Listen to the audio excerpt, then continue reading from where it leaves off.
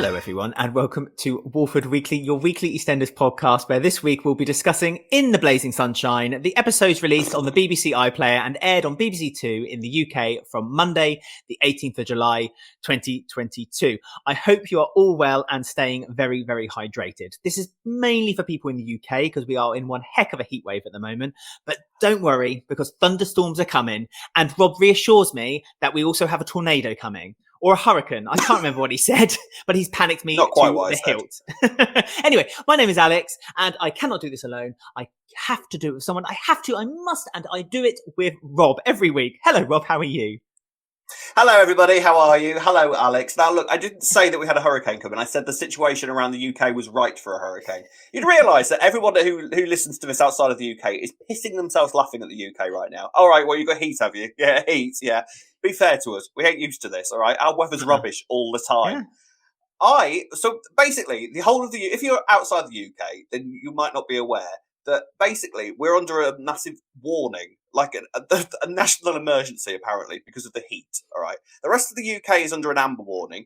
The area that I'm in is under a red warning, which essentially means that if I go outside, I'll die. And frankly, it's starting to feel that way. You open the door and the view of hell has opened up. Fire just comes back at you. Everything is on fire outside. It's awful. So I thought, what's the best possible way to deal with extreme heat? So my solution to that was to get really drunk last night at a barbecue and then to sit for an hour and a half with a massive halo light pointing at my face while I do the podcast. That's the dedication I have. I will die from heat exhaustion for you and all my fans and lovely viewers, and for you, of course, Alex. You know, you're a good man, Rob. You're a good man. I try. You are stunning with your tan. I cannot get over it. I mean, people will pay for your tan. I don't know if this is a tan, really. You're a bit more than I am. Look how white I literally look like I live in Scotland, which I do. Are you ginger deep down? Because they don't tan very well either. I think you might be. Jokes aside, I think I have a little bit of ginger in me because, not for the first time, because no. I think because I don't tan. I never tan. If I go abroad, I burn, come home, and I'm white again. I never have that lovely in between olive skin. Ben, olive as you like it's like rub him with butter, and he'll just fry nicely in the sunshine. Me, I would lobster. I didn't even put any cream on yesterday, so that's going to be great, isn't it? That was really good. I was really clever yesterday. Got quite drunk and sent Alex a topless photo of myself. I've seen Rob's nipples. Do that either. Yeah, and for the right price, I will share Rob's nipples with anyone who asks. So we ain't proud. It's fine. Yeah. No, Rob, you also had a duck that won a duck race this weekend. Oh yeah. As well. So I had a family party, and occasionally what we do is this mad family thing where we'll all. Families are weird, aren't they? Basically, where we'll have little plastic duck races. And this year we decided to sort of dress them up and do it in categories: celebrity, glamour, and international. And I decided to go for Cat Slater, which was Quack Slater. I did send Alex a picture, so if he remembers, he will post a picture on screen now at some point. So this is Quack Slater. I figured, obviously celebrity, because everyone knows who Cat Slater is. Glamour, because obviously Cat Slater is a glamorous lady. And international, because we have people that listen to us not in the UK, which means that people outside the UK know who Cat Slater is. That means that she's international. So I covered all bases. I also said that Redwater would count as international because that was based in Ireland. So, yes. She does. And she won all three categories, I take it. She won the race. Yeah, she won all three. I won a medal. She won a medal. And I so basically it was lovely. So essentially, I spent the entire weekend just drinking and just being an absolute lad, really. Yeah, you were. You were a lad. All right. That's me. I want to take this opportunity, since Rob has won so many awards, to thank you. I don't need another one. No, but we do. Thank you guys out there who are listening on Spotify, Apple Podcasts, or your favorite podcast app, or watching us on YouTube right now. Because you've been voting. You have been voting for us at the National Podcast or the British Podcast Awards, and it's now closed. You can't vote anymore. So let's keep our fingers crossed and hope that we have at least been invited to the ceremony, because that would be nice. I fancy getting all dressed up and. Yeah, you'd look lovely in your frock. Although then you'd have to make sure you tanned your legs and your arm, just to make sure you're all nicely tanned. Yeah? Yeah. No, it's fine. I'll do that. All eventualities. Absolutely. But thank you ever so much, guys, for voting. Yes, we had thank you. lots of lovely emails and messages and just letting us know that you have been voting. It was a bit of fun. We did say, like, we were the underdogs. We'd love it if we got through. We're not expecting miracles. We understand that we're this little blip on the whole scope of the podcast world. But you know what? To have people message us and let us know that you have voted for us has been delightful. We love you. We do. We love you, love you, love you. Anyway, let's get on with why you're here. And that's to talk about EastEnders this week. Yes. So we are starting with Ben's story this week. A few bits and pieces happen with Ben. Thank you again. Also, I should comment. Thank you for everyone their comments about our conversation last week about Ben and his story so far. More of the same, really, isn't it? This week, Ben's of going around throwing his weight. Punched Kathy accidentally, we should add. Was it? I mean, maybe not, but he's still feeling a little bit sorry for himself. He had a high moment which lasted about 2 minutes. Literally, and then he fell high back as a down kite. again. Yes, absolutely. So, and we met one of his friends he knew at school, Jimmy James McIntyre, who has always fancied him. Did you like his beard? I thought of you when I saw his beard because you like a beard, don't you? Well, I am a beard. I am a beard. That's all you are. That's my personality. Facial hair on legs. Yes. So Ben obviously is still sort of feeling the effects of everything, which we don't talk down. As much as we say, we do kind of appreciate that he has a few things to sort of be all mentally concerned about at the moment. And a guy walks into the Archers called James, who eventually reveals that, yes, he went to school with Ben. Apparently, at one point, he used to be a spotty little geeky kid at the front of science and French class. And now he's basically a daddy who pushes drugs onto anybody. takes quite a lot of drugs. He's changed in school dramatically, honestly. Imagine being the geeky kid at school who ends up taking drugs. That doesn't happen, Alex, I don't think. Doesn't happen at all. No, not at all. Not at all. Very far-fetched. Even for EastEnders, this one. Ridiculous, that. Yes, so Ben's basically has his first let's call it an intimate encounter since everything happened with Lewis. Do you reckon we'll see James again? Is he going to show his beard again? Well, he said round 2 in a text message, didn't he? So he did. Maybe he did. I mean, but then Ben had that breakdown again this week, didn't he? Where he saw Callum having fun with Whitney. He suddenly started hyperventilating again because he saw Callum kind of moving on, and Ben still hasn't got to that point just yet. I mean, it wasn't even moving on, was it? He was just going out with. Was it the fact that it was Whitney? Was that the thing that he was getting stressed about because it was the person? It was his ex because he's convinced now that Callum's going to be turned straight again or something. I don't know. Was he stressed because I don't Whitney? think it's quite that. I just think that he saw Callum not thinking about him. And, Ben forbid. is Ben is the nucleus of Ben's world. All worlds revolve around him. And so because Callum had kind of decided that he was going to do his own thing with Whitney. I should hope not, Whitney. I mean, Whitney had a few moments this week as well, and I do worry for what the outcome of Finley's going to be. Because his life's ruined now. Isn't it, Jess? Within a 20-mile radius of Whitney, then you're screwed, basically. Aren't you? or Whitney's going to find herself finding out that Finley's a bad person because whoever Whitney dates, that person will end up being a bad person. Never a nice person, ever. So I do feel for Finley and his path down the road of EastEnders now that Whitney's kind of got her claws into him, or trying to at the very least. We'll get on to the Bakers later on the podcast. But yeah, so Ben is basically Ben's in self-destruct mode, downward spiral, and so Rocky has sort of taken to telling Ben off at every given opportunity, which I have a feeling that we're not supposed to be on Rocky's side for most of this week. And I know for a fact that as this week's episodes kind of go on, Rocky will be receiving a load of abuse on Twitter. We won't be joining in. But at one point, Rocky eventually turns around to him and goes, because Ben tries to chuck him out of the house. Yes, and it wasn't his house. No. So, no, and never has been. So Rocky starts arguing back with him. Ben decides that Rocky needs punching, goes to punch him. Kathy jumps in the way, a little bit like Sam did with the gun.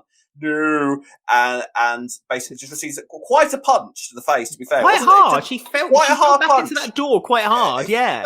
Felt that punch. It was for what it was worth, it was a good punch. I'll give them that. It was a good punch. I mean, I feel Fat Kathy had saved Rocky's life by doing that, and I expect so. I think so. You know, accidental or not. Yeah. So that's happened now. So Kathy's now got a kind of a bleeding lip, has to lie to a few people about where she got this lip bleed from, and Ben is just basically in self-destruct mode. By the end of the week, he is taking drugs. Because he's apparently now reached a point where he's sort of like, right, I've got nothing left to lose now. I'm just going to take drugs, which always ends well. Always ends well. Especially for a Mitchell. It does. I was sort of confused as to what drugs he was actually taking. Because at some point it looked like it was cocaine. It was little white powder. And then there was little bottles of something. Like a few pets and stuff. I don't know what it was. It was quite the cocktail, wasn't it? I mean, first of all, can we just also have a shout out to the new drug dealer that has been introduced to Peggy's, who is the most unsettled. No, he's just so unsubtle as a drug dealer. It's like Zach caught the other guy, but this guy, oh no, Zach's having none of that. And so I feel like that Sam's kind of passed the word round is like, just let it happen. Because obviously that's what Jonah wants it to happen. And also, did you also enjoy the bit when they cut to the drug dealer? There was that very awkward long 10-second pause before he delivered his line. I was sort of watching the screen like, what am I supposed to be looking at? I feel like that was a moment that should have maybe been reshot, because like they must have gone action, and then the guy was kind of like waiting for like some line to be delivered before he said his line, and someone was just going, say the line. Excuse my language, I apologise. We'll bleep that. But it's the sun, it's the heat. We're just getting to our heads. It's done me in. I'm dehydrated. I am dehydrated. But yeah, no, the cocktail of drugs that clearly I need to be on right now. I don't know. Did they crush up the pill? Did they crush up the pill and turned it into a powder? I don't know. I'm no expert, Alex. I'm no expert with this sort of thing. Standard. And also poppers. They must have been poppers. So that drug dealer had literally like a coat full of everything. Everything you wanted. Everything you wanted. What you need. Yeah. It's like a side stool from Zelda. So, Ben's basically going around being rude to everyone this week. He's rude to Honey because he punched Kathy. You know, he's now sort of basically moved into Jay's and going on their sofa. He's rude to Honey within basically the first 10 minutes of him being there. So Jay's furious with him and decided that Ben needs to apologise to Honey, and if he's not coming back in the house until he does apologise, good luck with that, Jay. And by the end of the week, Ben is just basically in such self-destruct mode that he goes on a mad drugs binge, goes mad in Peggy's and starts like pushing people because someone looked at him. Yeah, that was brilliant. I love he just walked down the stairs. He literally just turned to his left and went, "You looking at me, goosh." Yeah, like, what a build up. Did not take much. And then essentially it's taken back to the Panesar's house because him and Kheerat, they did this thing where Kheerat all of a sudden is like really, really close with Ben. Oh, we're basically like brothers. You've really, really helped me. Laid that thick, didn't he? He was laying that thick. He was like, in that whole speech he was saying to Ben while Ben was like writing out that card to Lola. After, we must add, Ben found out that he wasn't HIV positive. He took the test and he realised he wasn't positive with HIV. Something that you were pleased to find the outcome about. I was kind of half expecting they'd layer that on as well. I won't lie. I thought I thought we were getting that as well, so I was relieved, as Ben was, understandably. But yeah, so him and Kheerat become really close throughout the week until Ben starts feeling really guilty about it because Kheerat mentions the fact that he was there for him when Jags died and all of that sort of thing. And then Ben, on drugs, when he's been pulled out of Peggy's, ends up back at the Panesars and then basically just confesses, doesn't he? Like he says, "It was me. I killed Jags. I did it." Well, he got rid of the protection because he caught it was Karen. I don't know why I'm saying Karen. Sharon. Karen. So it is Karen, Kheerat and Sharon sleeping together or getting together. And he took that as a kind of like a stand up for the Mitchells role. And so he then told the protection for Jags to step down in prison. And that kind of riled up pretty much everyone quite quick.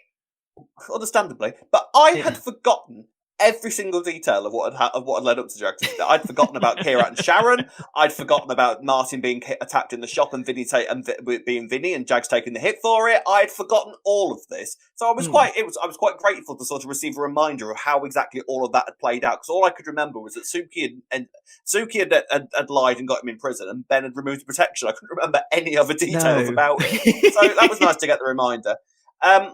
But by the end of the week, it was a nice reminder. But we'll talk about the Panesars in a moment because we'll stick to the Ben part of this story for now. But it felt like that perhaps the story had been manipulated and changed for the convenience of the story. Did you? For that, I did feel that way. But we'll talk about that in a little bit with the Panesars. Okay. But sorry, yeah, so Ben's week didn't really end very well then, did it, for him? Oh, no, it doesn't really. Because by the end of the week, he's eventually on Kathy's sofa, just kind of gurning his tits off. And grinding his teeth. Grinding his teeth. Well, you do, don't you? You do. Do you? Heard. I wouldn't know. Apparently. No, me neither. I don't think we're going to win this award, This portrait we're painting of ourselves is disgraceful. It's not good. It's not good. This heat makes us... Yeah, no. So he ends up falling asleep on the sofa, and Kathy and Phil are in the kitchen together. I did quite enjoy Kathy and Phil being together for a while. I liked it parents too. For a minute. I cannot remember the last time we really saw them have a conversation as Ben's parents. Because they have been such separate entities for any sort of Ben storyline ever. It's very rare that they're actually ever brought together to discuss. So as Ben's parents, what should we be doing here, really? And in the end, Kathy tells Phil that Ben has been raped. And Phil reacts appropriately. He looks shocked and confused and befuddled and tries to think about where he can get hold of the nearest baseball bat, essentially, is basically what happened. And that's what I think we're going to be getting next week, isn't it? So Phil now knows. I know that Phil's now going to go crazy. I would be kind of intrigued to sort of see Phil trying to process that information, because I could sort of see Phil being one of these people that sort of doesn't really understand how a guy can be raped. And I don't know if I'd quite like to see him try and process that and sort of, do you know what I mean when I say that? Yeah, I'd kind of like, you know what I mean? I think that would be quite in character for Phil to sort of be like, how does that happen? Why don't you just fight him off? The dinosaur thing. So I'd be intrigued to see Phil's reaction rather than using his fists. But then I suppose the whole motive, of course he will, but the whole motif of this, they've been almost building up to us knowing that Phil was going to be very violent about this, because as last week, Phil was basically saying, man up, you need to hide your shame, show your emotions. And this week he kind of was having boys' nights, watching a repeat of the FA Cup final, and making pizza. I know, making pizzas and having the lads round, this, that, and the other, and drinking Ribena, pretending in beer glasses, pretending it's gin and all kinds of stuff. And Ben kind of felt left out. And so really the right thing to do for Phil, but this isn't the thing he'll do, would be to sit down. No, would be to sit down, take a sympathetic ear and listen to Ben and explain it to him. But as you say, that's not going to be the answer. That's not going to happen. And again, this kind of then leads me back to my argument last week, which is that really the route they should take with the story? I know it's the Mitchell way. I know that's what the Mitchells do. But is that really the sensible solution, considering they've worked with charities and that this, what I mean? I don't know. Well, I just wish, because as you said, when they showed Phil and Kathy at the end of Friday's episode, what would have been Thursday's episode. Yeah. I really liked it, and I like Phil when he's like that. I just don't like Phil when he's all kind of and pushing himself around a lot.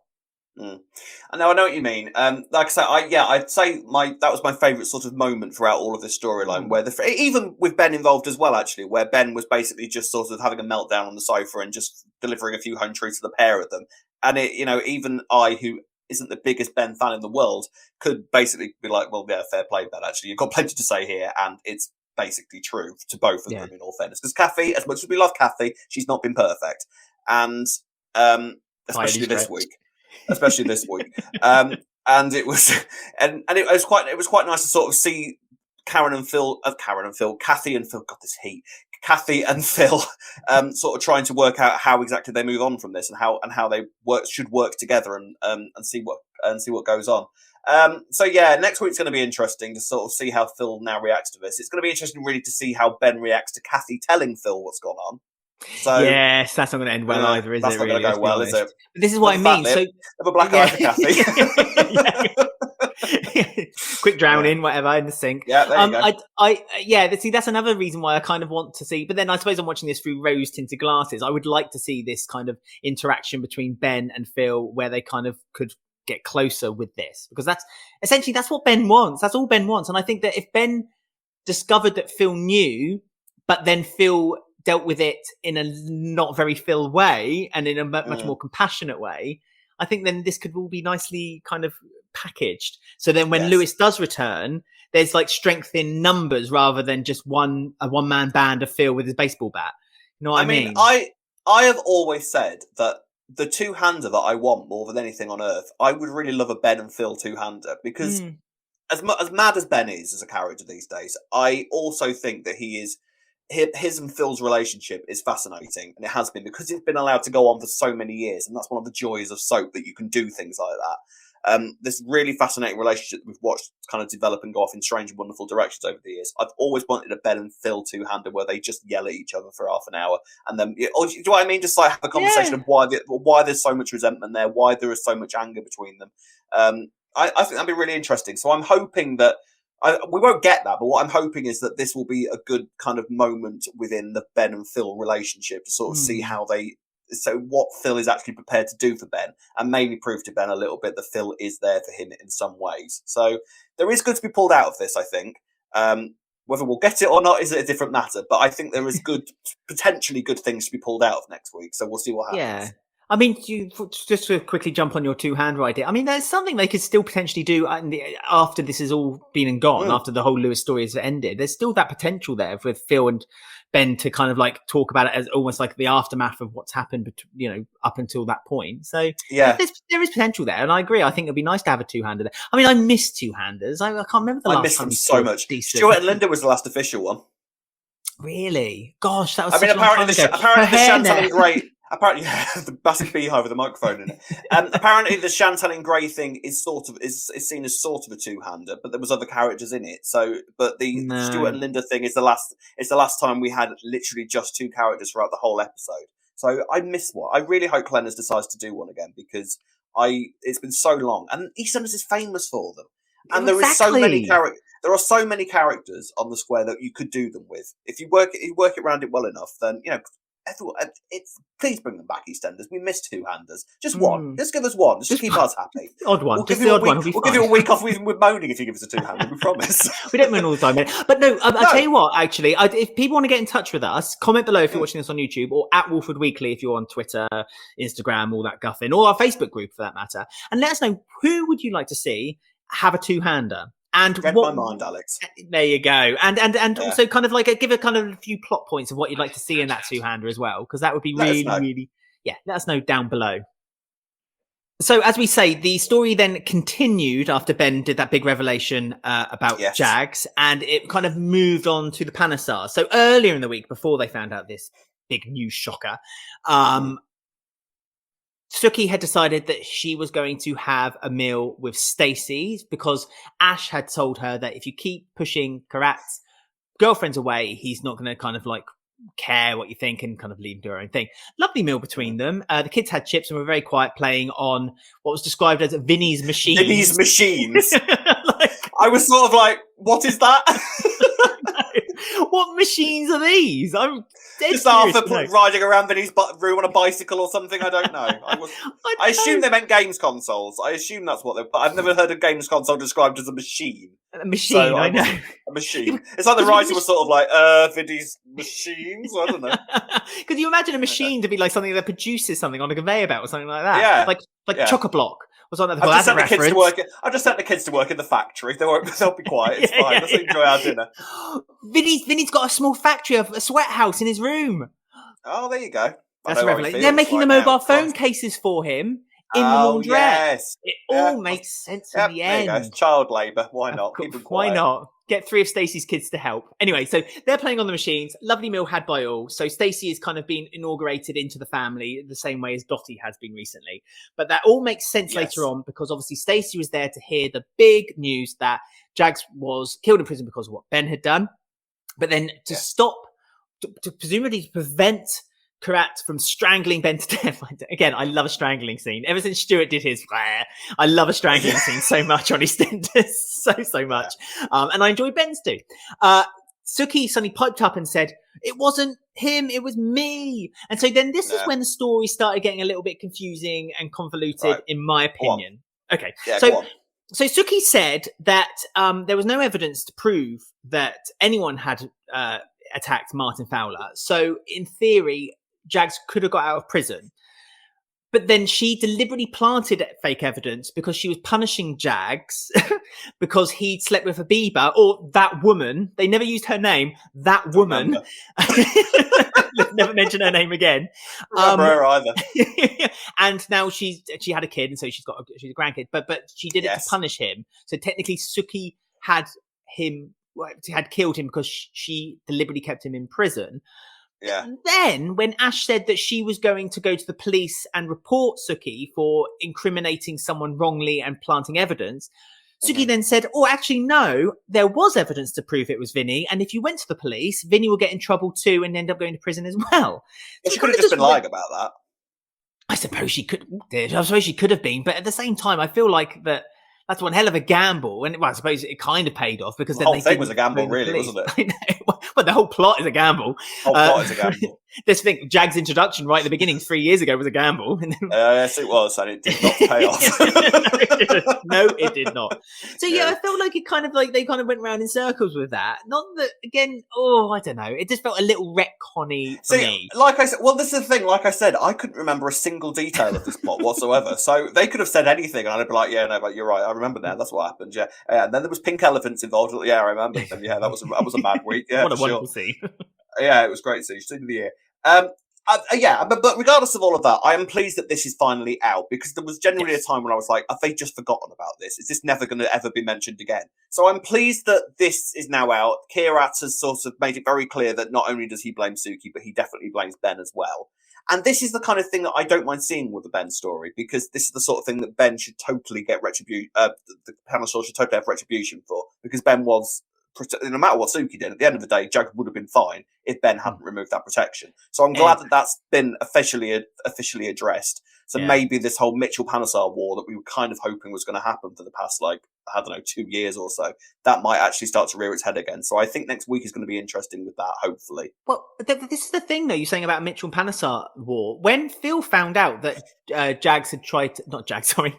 God. Kheerat had tried to strangle him, Phil, uncharacteristically this time, kind of didn't really do anything about it. I was sure expecting him to go storming to that house and start doing... I know what you mean. He might do. Maybe 5 seconds. No, I don't think he will, though. I feel like it's an internal struggle now in the Panesar family. I feel like at the moment...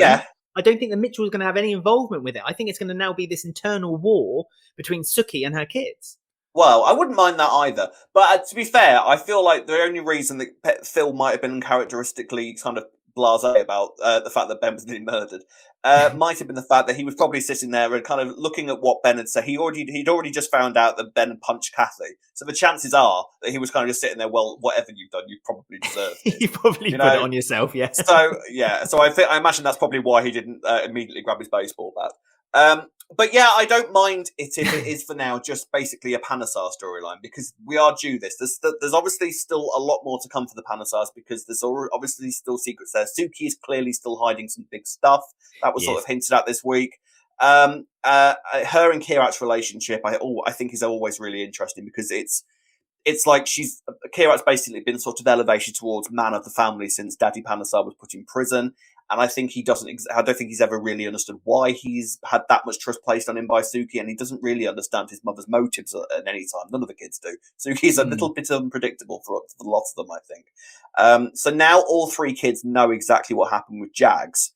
It seems like only a matter of time before other stuff starts falling out. And I'm very excited about that because I've been waiting for so long for all these Panesar secrets. I have a feeling that I have a feeling that when they started writing all these secrets for the Panesars, initially they didn't know what those secrets were. And now they've actually worked out what they are. And I'm excited to find out about them. I'm very excited to find out about Daddy Panesar. He's due back soon, I think. Yeah. I'm pretty sure that letter that Suki said he was coming out in November. So it'll be the week after sort of not the week after, but once all the big stuff starts happening in the lead up to Christmas, maybe that will be when Daddy Panesar starts appearing. So I'm excited. Me too. It's nice to see the Panesar's front row centre finally, centre stage, and they're there. They're actually getting stories, and they're finally everything that's built up to this point. They've been given little crumbs, as we said in the past, and little crumbs, and finally that mound of crumbs has finally become something that's edible for us all to watch and enjoy. Did you like that? I like that. Alexism. That was insanity from start to finish. That analogy. Life's a pig. Brilliant. Life's a pig, Rob. And then you're a bacon sandwich. And then you make a sandwich.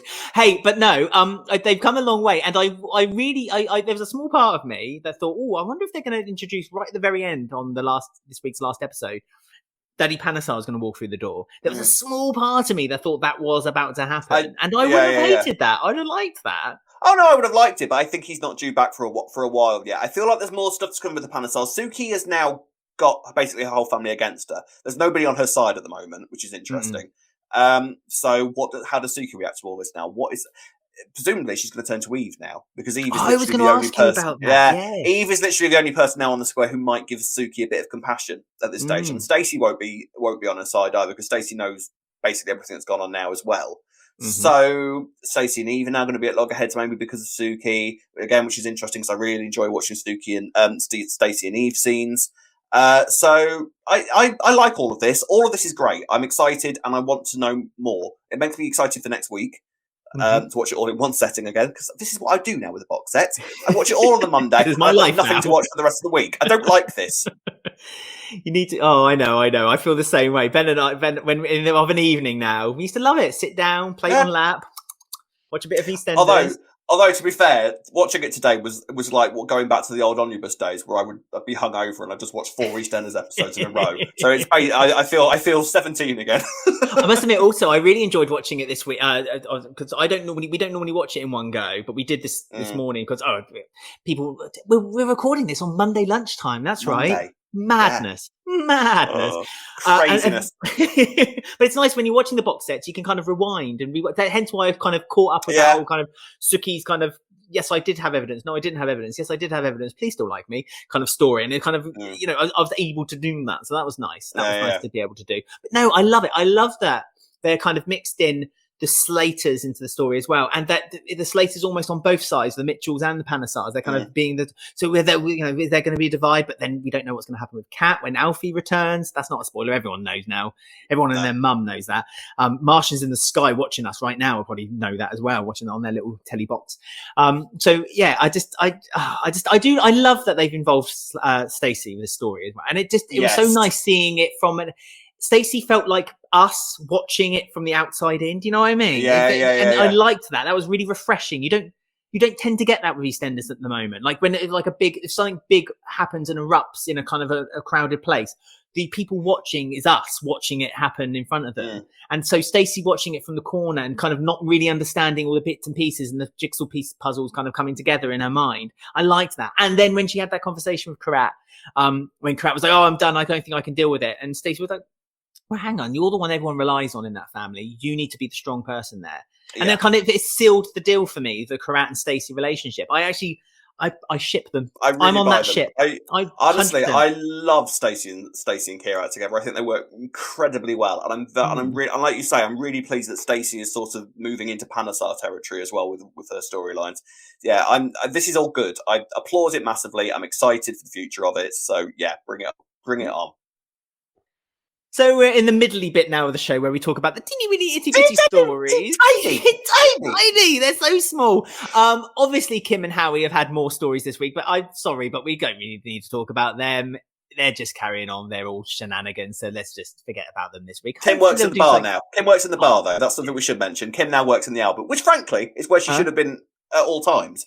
Kim now works in the Albert because Kathy essentially sacked Howie and Kim was stepped in basically in his place. And I think that Kim should have been in the Albert at all times because that seems to be Kim's spirit place. A big old camp environment full of extravagance. That should be Kim's job. Well, when Vincent had it, she used to work there. So you're right. It's kind of been her. So like the Carters have the Vic. Kim has the Albert, I suppose. That's her build. That's her place. I suppose you're right there. That's a fair point. Will you miss Kim's influencing? Or influencing? No. Okay. John is short. There you go. So that's Kim. Or any of it. No. Stick Kim behind the bar of the Albert. In fact, I wouldn't mind Kim buying the Albert off Kathy, to be honest, because Oh, I mean, Kathy's in a situation where she could sell it because Peter stole her money. Yeah, just to make sure that we definitely hate Pete after he left. Aye. I would quite like Kathy to be in charge, Kim to be in charge of the Albert now. I think that would really suit her. Okay. So there we go. That's what I want. Right. Anyway, Jane Honey. Hello, everyone. Future Alex here with great hair, as you can see if you're watching us on YouTube. Just to mention that we did forget to talk about Howie and his phone conversation outside the minute mark with a mysterious person where he was talking about, I'll get the money up together, don't you worry about it. And, what could it be? Because we didn't discuss it, we'd like to know what you thought. So comment below if you're watching this on YouTube, or get in touch with us at Walford Weekly on our Twitter, or join our Facebook group. Just search Walford Weekly Podcast. No, fair enough. No, that's cool. Do you know what? I didn't think we had anything to talk about, but yet seemingly we had more to talk about this week. We can talk about anything, Alex. You know that. We can get 10 minutes material out of anything. We really could. And that's why people watch or listen to us. Thank you for voting. So we're going to now talk about Jay and Honey. No, you can't take your votes back. It's too late. No, you can't. I'm afraid. You're stuck with us now.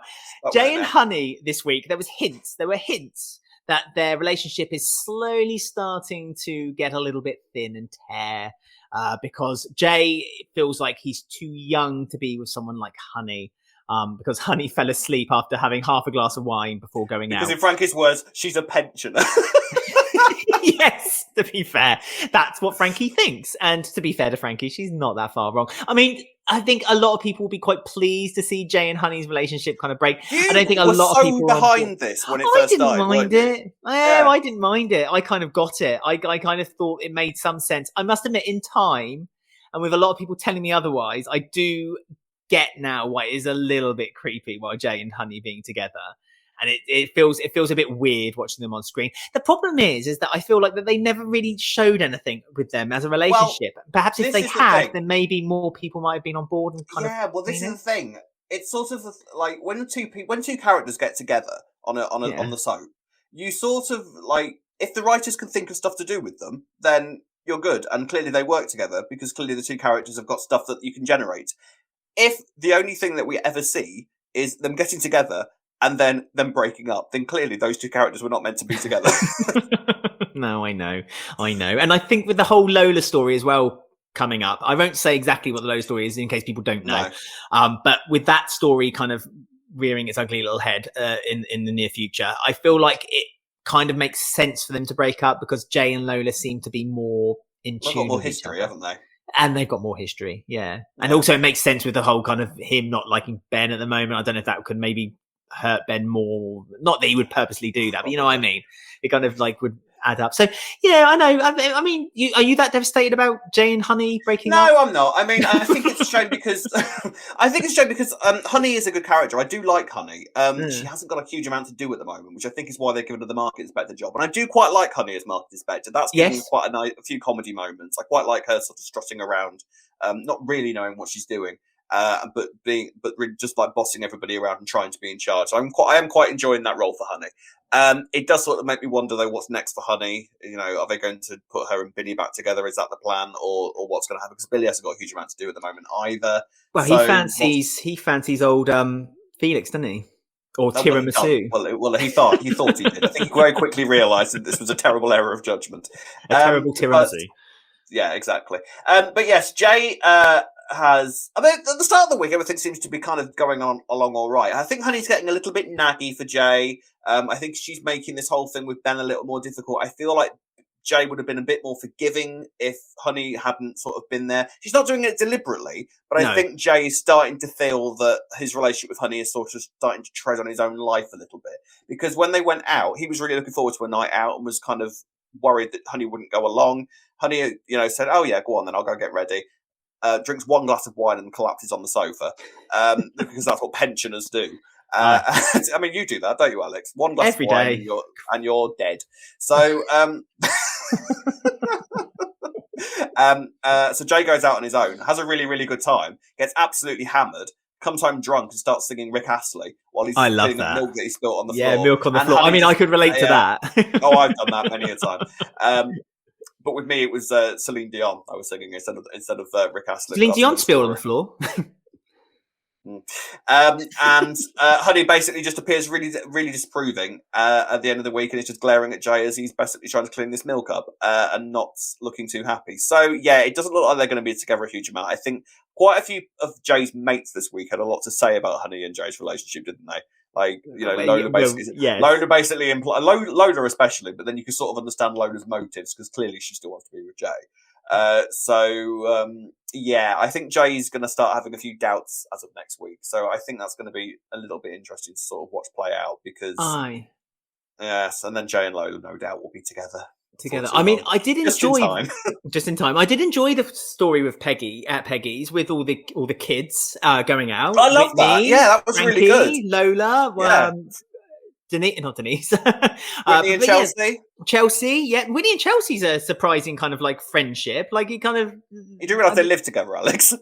Yeah, but I know. It's one of those things because I haven't seen it for a little while because they had that story where they couldn't pay the house. Have they moved out of number 1 Albert Square yet? No, as far as I know, they're still paying there. their mortgage, are they? Yeah, they're still there. So that's why they're friends because they live together.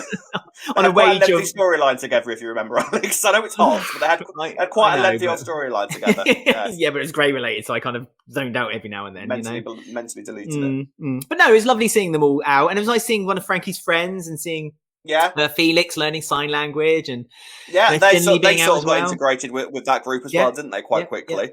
Yeah. So yeah, I'm looking forward to all this. But yeah, Jane Honey, essentially, not long for this world, we suspect. No. So, but I do worry what's going to happen with Honey unless they put her in in the motherly mode with Billy, and that seems to be the only solution. But I don't think they can do much more with that, can they?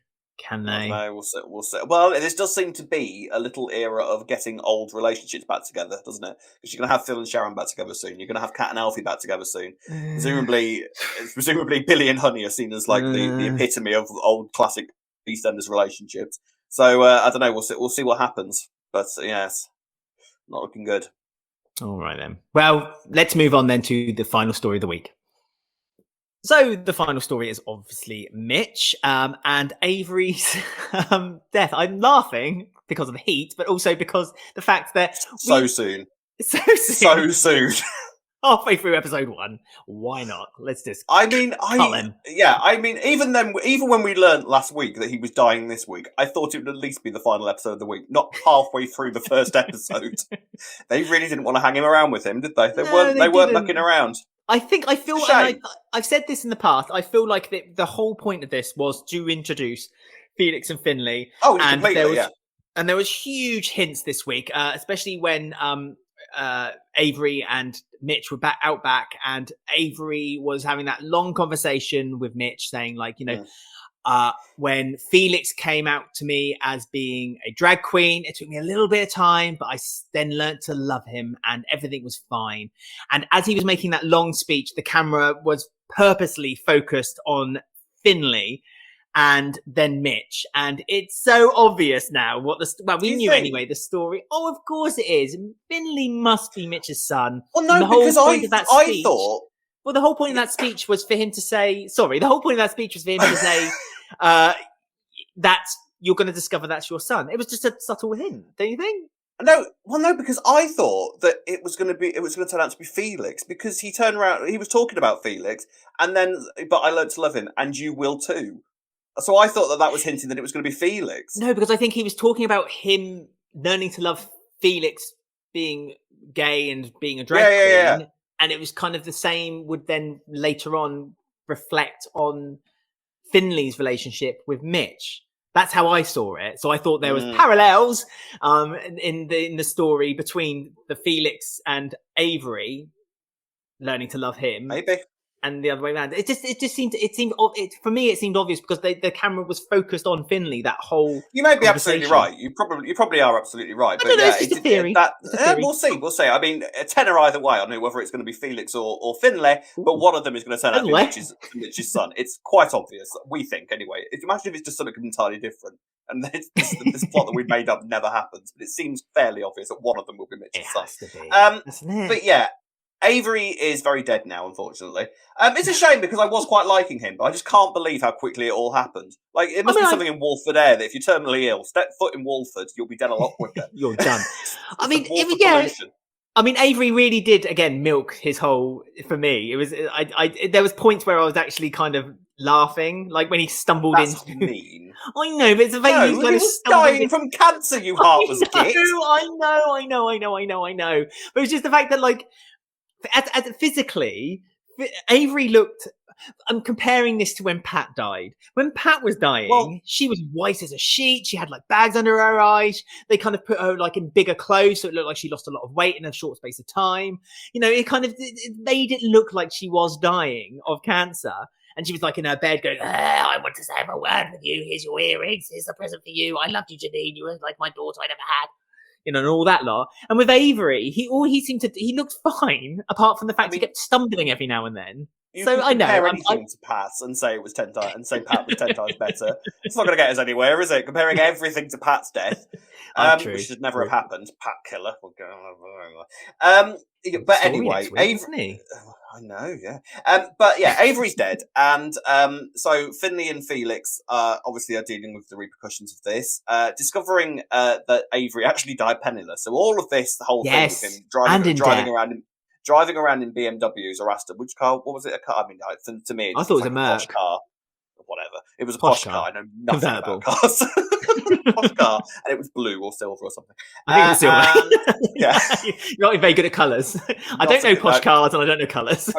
No, but either way, it was a car, and it looked posh. Yes.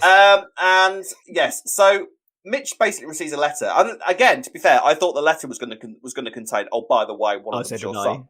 So did I thought that on his death, on his final words were going to be, oh, by the way, one of them's your son. So 2 times they sort of teased something that we don't know whether it's actually going to happen or not yet, and didn't deliver on either of those things. So I'm kind of wondering if this is happening, when it's going to be revealed. But Finley and Felix, yeah, they basically are now moved into the Taylors because their house has been repossessed. They've been chucked out and evicted because Avery has left them literally no money whatsoever. And lots of debt. And lots of debt. I'd just like to emphasise that. I just want to emphasise this. Well, Alex, as we know, you love seeing young people in debt. That's one of your things, isn't it? You love it. People in love debt. it. It's all I wanted to see on screen. If you've been watching our podcast for a while, you'll know that Alex loves a thing. If you haven't, it's a thing of Alex's. He loves to see the reality of young people in debt. It's one of his favourite things. That and incest. Loves it. Absolutely. I'm a proper Tory. Incest and debt. That's all I want to see. Like all good Tories. Like all good Tories. Even a Prime Minister. Oh dear. Yes. So, I mean, I thought it was what I quite enjoyed about this all was sort of the development of Finley and Felix. I really like their relationship. Actually, they're clearly very close, which I quite enjoyed. You know, they're very close brothers. I quite liked the fact that Avery did point out that Finley took everything with Felix being a drag queen completely in his stride, which felt a little bit refreshing because you sort of expect. You know, that's quite nice. You know, normally you'd quite expect sort of the straight brother to sort of be a bit sort of standoffish with it all. So that was nice. And yeah, Felix basically just kind of made his mark on the square this week in quite spectacular style when he was in drag. Billy from behind fancied him, tried to make a move and then very quickly realised his mistake. Felix has excellent taste, by the way, because he clearly has a fancy for Zach. And I have to say, I love Zach's reaction to all of that. He's clearly just enjoying the banter. He clearly loves just enjoying the banter. I really enjoyed like Zach blowing him kisses and sort of immediately putting his arm around him. So I kind of hope that those two develop a nice little friendship, actually, because that would be really nice to see. Obviously, there will be a complete understanding between them. I'm straight, you're gay, and that's as far as it's ever going to be. But I would love to see that friendship develop. So you don't think they'll start this bisexuality storyline for Zach? Do you think that there'll be stand sites for Zach? No, because the producers don't love me that. The producers don't love me that much. you want to start a Stan Twitter account? I know it. Yeah, but no, I don't believe that. That's not going to happen. What? But anyway, I enjoyed that. What? Stop it! Stop swearing on the podcast. Honestly, it's like the Irish feck, isn't it? Apparently, that's not exactly a swear word. They say it all the time, and yet, if an Irish person says feck on a TV program, the producers, the presenters, they have an absolute meltdown because it sounds like they've just sworn on national TV. I didn't know that. Anyway, Anyway, so yeah, they're basically on the square now. It seems that they're not best friends with Sonia because they keep because the Felix keeps attacking Sonia about everything about her cardigans, the fact that she was asleep during the day, none of that. So they're not great. They're not great friends. Sonia's such an old woman, isn't she? Such an old woman. She really is turning into Dot. I'm having a nap. Well, no, she'd been at work and she was shift work, and then she's opening the window. Even I don't do that. I work nights. If someone was playing music outside the window, I wouldn't just open the window and go, "Excuse me, I'm trying to sleep at like 1 o'clock in the afternoon." Couldn't do it because it's like you can't stop everyone else from living their life just because you live on nights. But this is Albert Square where it's a community, it's family. Everyone can say what they like and with no trouble whatsoever. Not an ounce of trouble. And obviously, as we mentioned earlier, Finley and Whitney have already started developing a bit of a spark. So that's going to develop, isn't it? It feels like. Poor Finley's days are numbered because if he gets with Whitney, that's never going to end well. So there we are. That was basically another week in Walford. I have to say, Alexander. Yes. The quality, I think, has starting to go up. Don't you think? Are you sensing a kind of rise in goodness? I am. I think it's going quite well so far, the Cleaners era. What do you think? I'd have to say, but then, we're in early doors. We're not, we've only been 2 or 3 weeks, but from the standard, it's pretty good. It's pretty good. I'm quite excited. Yeah. You can clearly see that Chris is clearing up a lot of the mess that he's inherited. First terms with him, are we now? Oh yeah, me and Chris. Oh, I see. You and Clenners like that. Yeah, I bet past we're Clenners. not. But no, you can see he's kind of clearing up all the bits and pieces. He's kind of he's doing it in a kind of it feels like he's doing it in a way where it feels okay and natural and it makes sense rather than just kind of just stopping it short and not kind of completing. I mean, as much as we had a whinge about the Ben stuff, at the same time, it's sort of a rape storyline shouldn't just be kind of done and dusted. You have to go the full effects of the effect it's going to have on somebody. Admittedly, the way it affects on Ben Mitchell is very different to how it would affect anybody else because Mitchell stuff. But do you know what? I will take it because actually I think that it's all going quite well so far. So I am very much enjoying this so far. I'm looking forward to next week. Genuinely, I'm really excited to sort of see next week's episodes. I am looking forward to the box setting ending. I won't lie. I'm sort of missing. Oh, really? I quite like it. Yeah, but then I happens every time for me. Nothing to watch the rest of the week now, have I? Nothing whatsoever. I know, but in a weird way, the way it's being, as I've said this 100 times prior, the way it's being made at the moment, it feels like it suits the box set format, and so it feels like that they knew this was about to happen. And I think in a weird way, I don't mind it because it's so instead of there being lots of little stories, there's 2 big stories now. And because, as we said this off air as well, because there's these 2 big stories, there's time for them to develop rather than bang, bang, bang, bang, bang. So it feels more natural and like the progression is much more, even though stories do seem to be still going at the rate of knots, like they still, I would still like to see longer stories, which is why Avery I think died very quickly. Avery died incredibly quickly, but I like the Finley story. I mean, that could be a good couple of months, I feel, before there's a review of that. And then the fallout of that could be in a month on top of that. But we're getting to September, we're getting to the kind of the busy time of the year for the soap. So, I think we'll see how it happens. Once the box sets have, hooked their coat on the hanger, maybe, we'll see how it goes. Let us know in the comment section below what you think. Are you enjoying the box set? Do you want it to go on a bit longer, or are you missing the kind of episodic way of doing EastEnders? Do let us know in the comment section below. We are now going to conclude the show with an email in I Ain't Want to Gossip. You know me, I ain't want to gossip. So, as Rob has said, we have one email this week. Don't forget to get in touch with us. All the details at the end of the show. And it is from John Smith. I'm not sure if John Smith is his real name, but if it is, I apologise for laughing just then at your name being John Smith. It's got to start somewhere, isn't it? It's a very common name in the UK, but someone has to have it. So someone has to. Well, it's common, so a lot of people would have it. Common. There you go. Not that we're calling you common, Mr. Smith, but we're just saying that your name is. It's like they're Brown, isn't it? They're both quite common names, and John's quite a common name in the so together. John Brown. Jane Doe, isn't it? In America, it's Jane Doe. That's the other one, Joe Blogs. Anyway, we're not talking about names. We're talking about John Smith's email, which says, "Hello, Alex. I have been thinking..." Just you, Just you? Oh, just me on this occasion, Just so you. thanks. There you go. Thanks, John. I have been thinking... while you two have a chat, and that's fine. I have been thinking about how Martin on the Square doesn't really have a purpose at the moment. I was wondering, with the Cleaners Claw, why he would want to keep him around. Then I thought about Ruby and how she was pregnant in September last year, which is 10 months ago. So the baby must have been born. I was thinking maybe it will come to the square soon. Oh no, this baby on its own. It's come to the square soon, and hopefully this will all get explained. Thanks for the show, John. Thanks, John, for your email. Thank Thanks, you very John. much.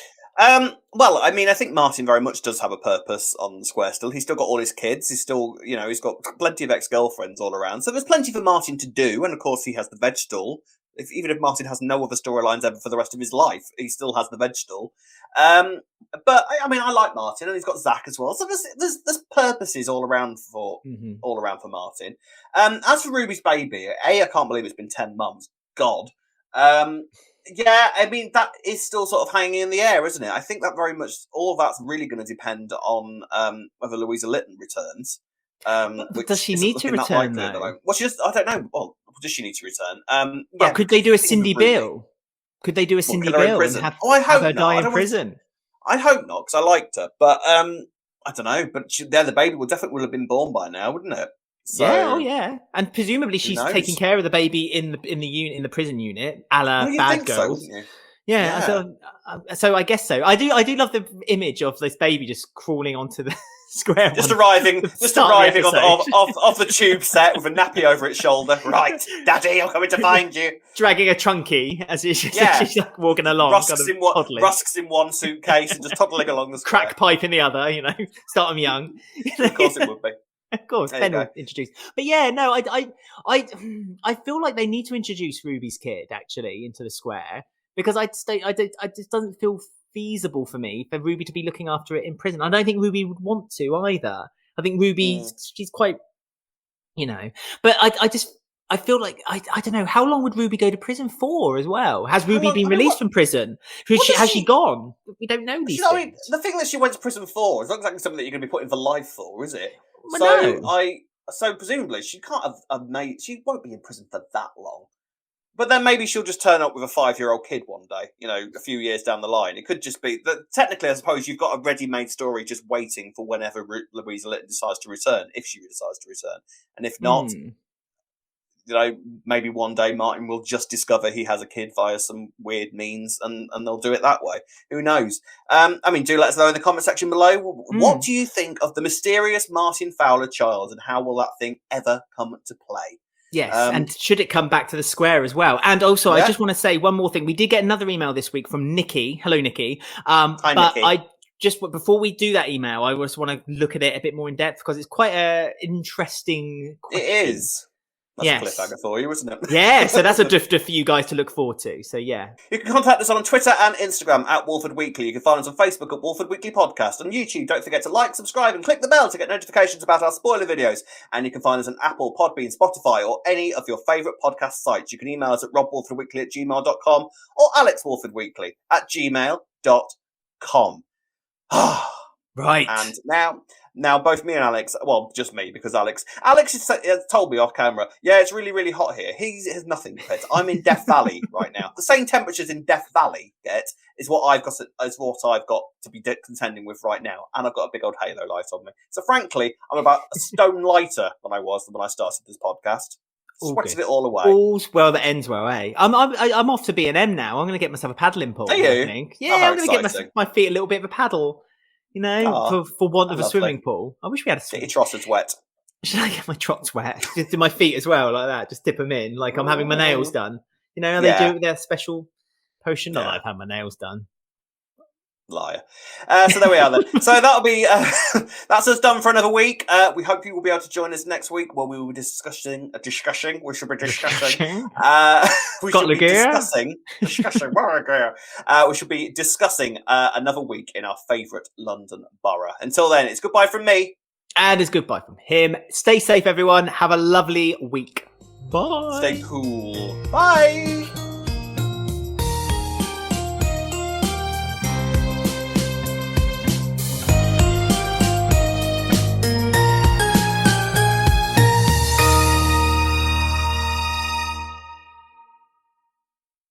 That's the one thing that I love about sunny weather. And this basically proves how much of a Sonia and Honey I've become.